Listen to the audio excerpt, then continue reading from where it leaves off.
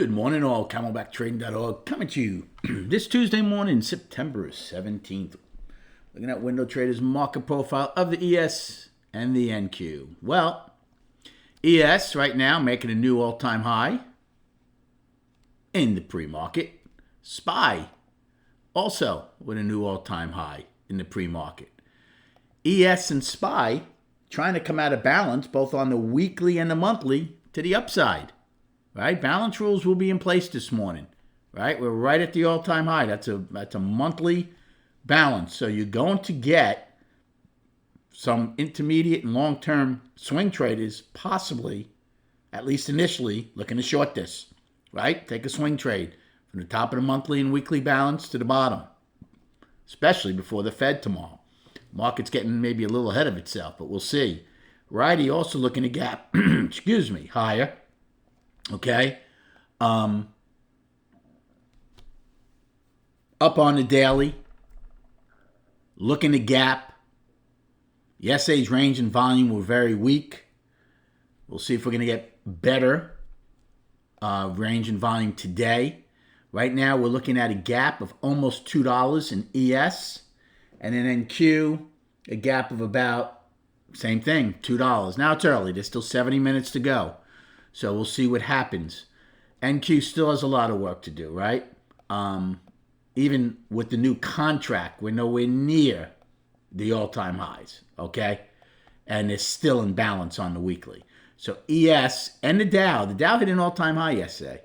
So the Dow's been leading. The ES now today is going to follow along, or at least attempt to. So, but remember, both NQ and Righty certainly have a lot more work to do. As far as going to all-time highs. As far as the game plan this morning, again, depending on where the overnight high is and how close we are to it at the opening, it might be a good risk-reward short to front-run it. Okay?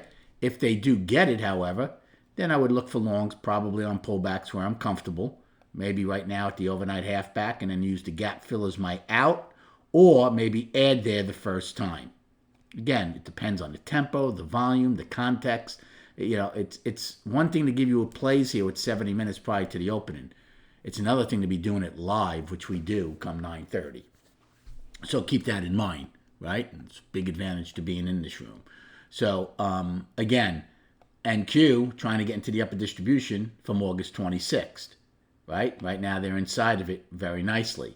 They're trying to get above. By the way, you talk about mechanical markets. Look at the overnight high.